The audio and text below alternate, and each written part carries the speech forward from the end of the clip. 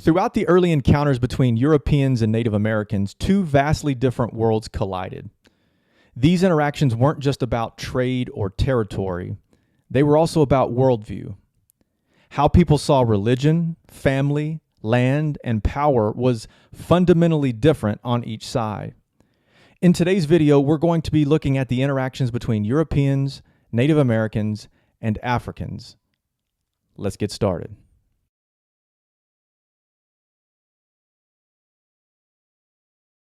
Europeans and Native Americans entered their relationship with completely different perspectives. On one hand, Native Americans believed themselves to be more intelligent and resourceful in many aspects of life.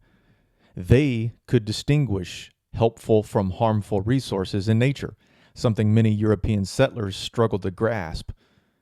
The land was something to live with, not own. And the rhythms of life followed the seasons, the land, and spiritual traditions passed through generations.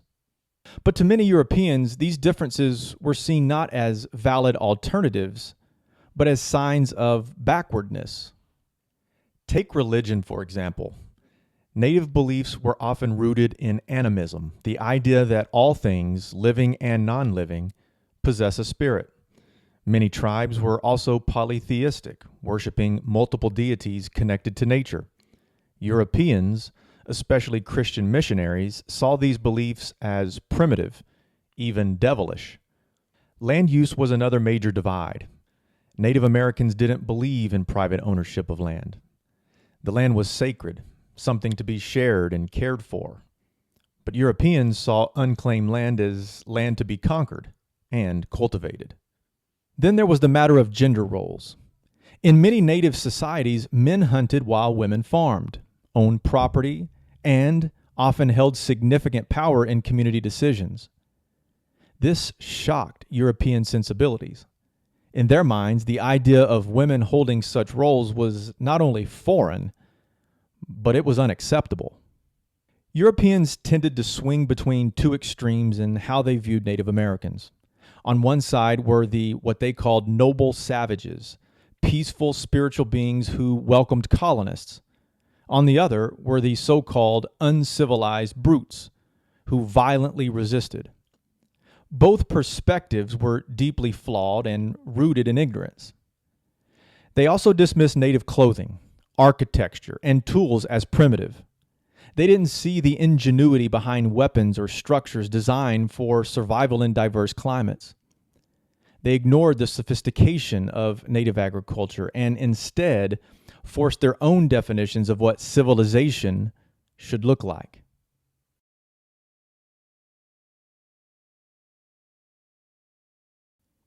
The early years of contact were filled with mutual misunderstandings.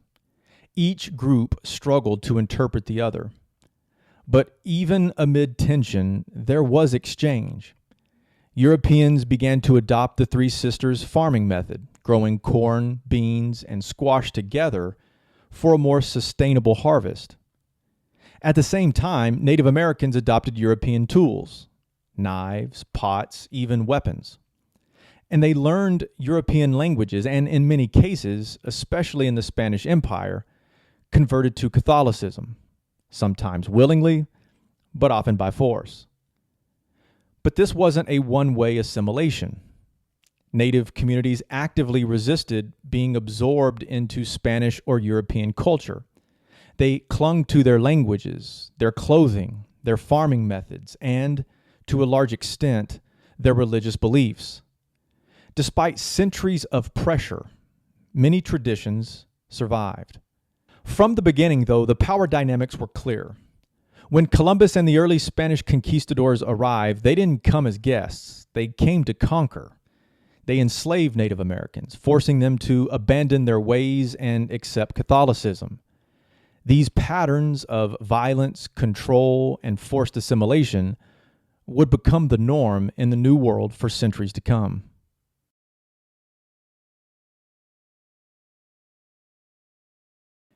Not everyone in Europe agreed on how Native people should be treated. By the mid-1500s, extended contact with Native Americans and Africans sparked debates among Europe's religious and political elite. Were these people equals? Should they be enslaved, converted, educated, left alone? Two men, Bartolomé de las Casas and Juan Ginés de Sepúlveda, stood on opposite sides of this argument. Las Casas, a Spanish priest, had witnessed the horrors of conquest firsthand. He argued that Native Americans were rational beings, capable of Christianity and deserving of rights. He was one of the first Europeans to publicly condemn the enslavement and mistreatment of indigenous people. On the other side, Sepúlveda believed Native Americans were naturally inferior. He argued that they needed Spanish masters to civilize them. His views supported the encomienda system, which granted Spanish colonists the right to extract labor and tribute from indigenous communities in return for supposed protection and religious instruction.